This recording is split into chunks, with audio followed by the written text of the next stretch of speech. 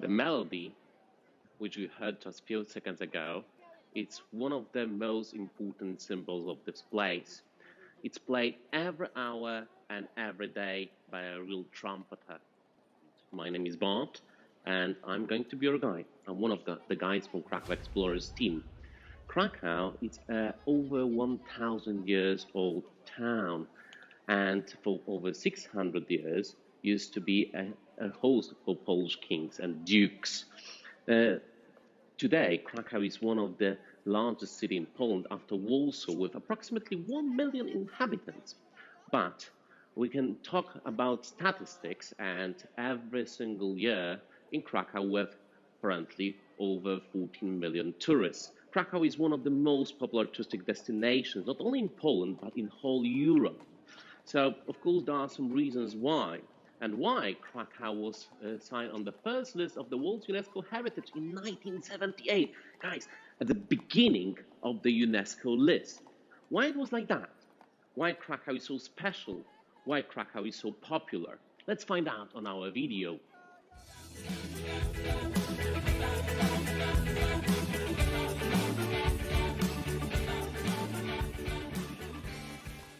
St. Mary's Basilica, guys, this is one of the oldest churches in Krakow, one of the most important churches in Krakow, because that's the main parish church for Krakow citizens, and is a great example of the 14th century Polish Gothic style.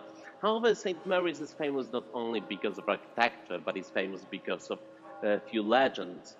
One of them is about the melody which we heard a few minutes ago.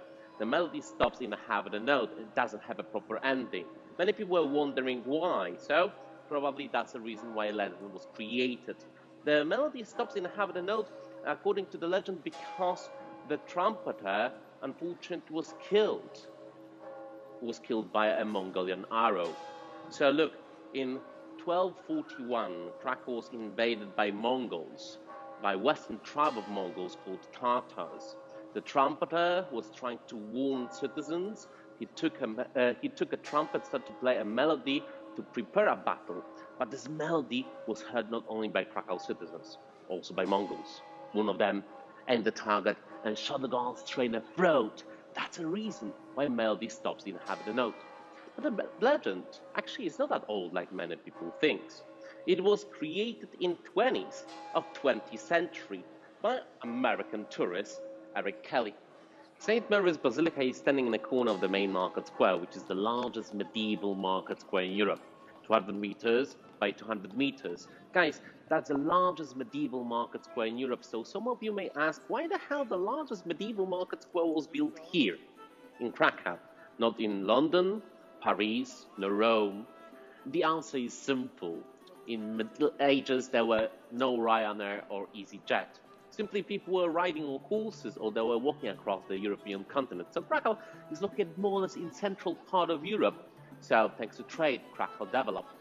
In the middle of the main market square is standing a cloth hall. Guys, the cloth hall, this is one of the oldest shopping malls all over the world. It was built over 700 years ago. However, today it's used not only to buy some clothes, not only to sell fabrics and textiles, but today is a very popular place to buy some souvenirs. You may buy over there amber jewelry. However, in medieval times, apart from jewelry and clothes, very expensive product which you could buy at the main market square was the white gold. No, guys, the white gold isn't cocaine, the white gold is salt. Salt was really important. Salt was very expensive because people had to have a salt to preserve meat. There were no refrigerators several hundred years ago. And definitely salt mine was very important for Krakow city. Nearby Krakow, about 20 minutes outside of the city center, is Basilica. Basilica salt mine is one of the largest and one of the oldest salt mines all over Europe. This is also UNESCO heritage, the same like the city center of Krakow. So definitely if you're going to come to Krakow, you must go to salt mine. Don't forget about that, it's very important. Usually in the city center of Krakow you won't find campers, trucks, tents, but today is an exception because today they make a film. Actually, Krakow is famous because of films. And one of the most famous films which was made over here in 90s probably is very, very well known for you, Schindler's List. So if you're going to come to Krakow, we are going to show you some places connected with this outstanding film made by Steven Spielberg. Nowadays, Krakow is not only famous because it's a popular touristic destination. Krakow is one of the largest academic centers in Poland. In Krakow, actually, we have one of the oldest universities in Europe, and definitely the oldest in Poland, which was established by our King Casimir the Great in the year 1364. So, guys, over 650 years ago, we had the university over here, and the university still exists. But there is not only one university in Krakow. In total, we have about 20 colleges with approximately 220,000 students. So yes, Krakow is definitely a very important academic town. However, guys, this building which is right next to us is the oldest university building which is still standing. It was built in the beginning of 1400 and it's called Collegium Maius. It still belongs to university, but daily we do not have lectures over there, only for special occasions. Daily this building is used as a museum where you can find many items connected with medieval scholars. You can find many items connected with students who used to study over here. One of the most important in the collection is astrolabe used by Nicolaus Copernicus, who used to study over here between 1491 till 1493. One of the most famous Krakow students, besides Nicolaus Copernicus and me, was Karol Wojtyla. Karol Wojtyla, he used to study Polish philology, but he couldn't finish his studies because the dark times began. 1939, World War II has started, and unfortunately, all of Krakow's professors were in prison and the universities were closed. Over 180 Krakow professors were taken to concentration camps to be killed. But after international protests, after several months, Krakow professors who were released from concentration camps, they came back and they decided to give lectures in secret as a symbol of their resistance. But Karol Wojtyla couldn't finish his Polish language philology studies. He decided to fight in his own way. In 1942, in this yellowish building, he started secret lectures of theology. And after World War II, he became a priest. After that, he became Bishop of Krakow. After that, he became the Cardinal. Where in 1978, Pope died in Rome, in Vatican. Karol Wojtyla, he went for conclave. He came back taking the name of John Paul II. World War II was the worst part of our history. During 5.5 years of tragic history, approximately 17% of population had been killed. Guys, 17% at the time, that was more or less 6 million citizens. Can you imagine? 6 million citizens were killed over here. Unfortunately, many of them were killed in very terrible places like Auschwitz-Birkenau. So if you're going to come to Krakow, definitely you must go to Auschwitz camp. I know it's difficult. I know it might be very difficult for most of you. However, we need to remember what's happened here. We need to remember the tragic history because we are going to forget. We may repeat the history again. Many Jewish citizens who used to live in Krakow, many homosexuals, many Roma, many Jehovah's Witnesses, many people who are just different, political prisoners, their families, had been killed in the name of the Nazi ideology. So, Auschwitz-Birkenau is definitely one of the darkest places on the map of Poland, when you talk about the history, of course. However, World War II was lost by Poland. Of course, as you probably know, Hitler, he committed suicide. Nazi Germany failed. Luckily, they didn't kill everyone.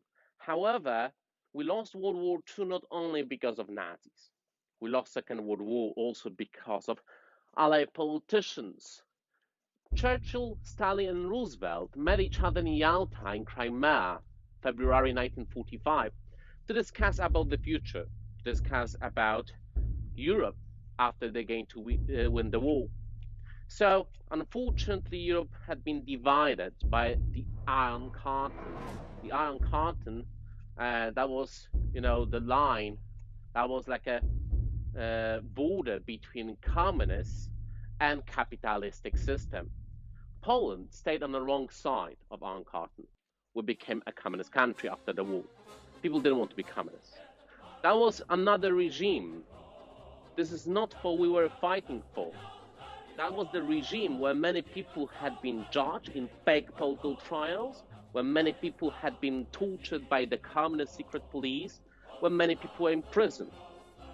Many people were trying to fight. However, the communists lasted for over 40 years. In 1989, luckily, thanks to Solidarity movement, communists collapsed.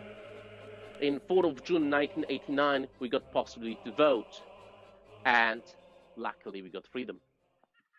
Right before World War II, Krakow was relatively small. In Krakow used to live approximately 280,000 citizens. So Krakow was way easier to control and invigilate by Gestapo and Nazi occupants. Here in Krakow, actually in the Royal Palace, was the main office of Hans Frank. Hans Frank, he was one of the most important people in Nazi Germany. That was Hitler's lawyer, very trustful person. He got total power. He became a general governor. Hans Frank, obviously, he doesn't want to live in ordinary building. When he came to Krakow, he decided to live in the Royal Palace, where right now he was calling himself the last king of Poland. And if you're gonna give a look right over there, you may find the yellowish building. Guys, this building wasn't built in a time of Renaissance. It wasn't built a long time ago. It was built actually during World War II. There were main offices of Nazis. And what is interesting, guys, the building fits. Nazis, they were sure they are going to win the war. They were sure they are going to stay over here in the city of Krakow forever. They didn't want to destroy Krakow. Krakow survived. That's why Krakow was also a very unique place because it wasn't destroyed during World War II. And everything within the old town, everything in the city center is actually old.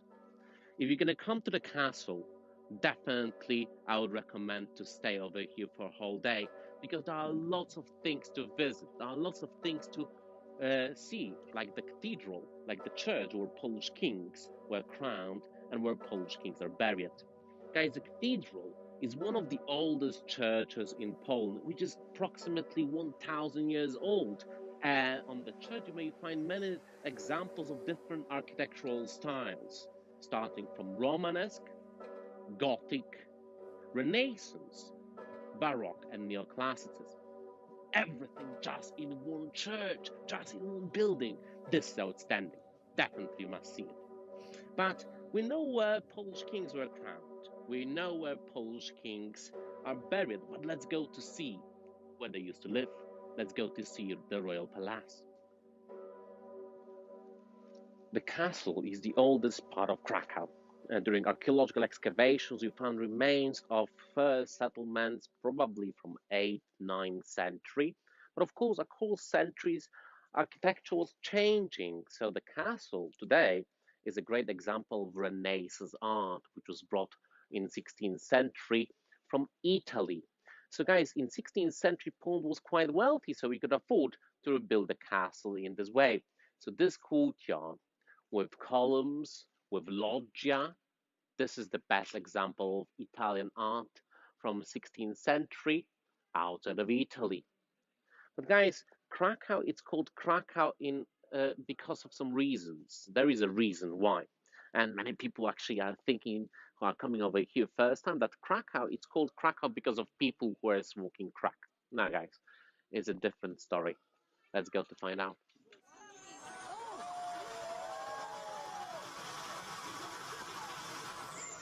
So guys, Krakow, actually Kraków in Polish pronunciation, it's called like that because of the first mythical ruler called Krakus.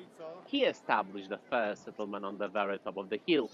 However, when first settlers decided to live in this place, called today Krakow, they were bothered by the dragon, which used to live in a cave just underneath the castle hill. The dragon's favorite food was cattle and young girls. So obviously Krakow couldn't spend all young girls just for the dragon. You solve this case somehow. That's why he organized a competition for knights and soldiers. Whoever would come to city of Krakow and slay the beast would get hand of princess and half the kingdom. So many handsome knights in shining armors, big warriors with big grand swords were trying to kill the beast. But it wasn't that simple, because the dragon was spitting fire. All of them were burned by the dragon's flame. However, one simple man, Krakow citizen, a shoemaker, he decided to try to kill the beast. He knew it's impossible to kill the dragon with the spear or with the grand sword. That's why he decided to kill the dragon with a trick. He stuffed a lambskin with a sulfur and oil, set it outside the cave, and was waiting. The dragon was thinking that this is a gift from Krakow citizens. That's a tasty sheep. So swallow it. And that was a mistake.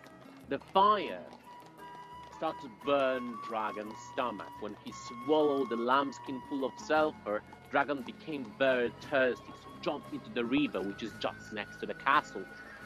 Dragon was drinking and drinking, but it was impossible to extinguish this fire. So Dragon was keep drinking. Dragon was drinking more and more and more and more, and exploded at the end.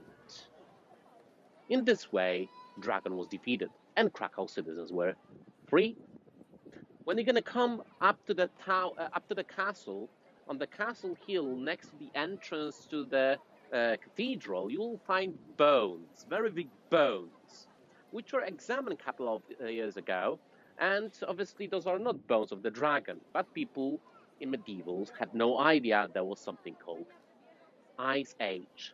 So those bones of rhino and mammoths probably convinced people that there was a mythical creature called the dragon. However, guys, there is a legend connected with bones. According to the legend, bones are hanging on the cathedral's walls, and when they will fall and touch the ground, will be the end of the world.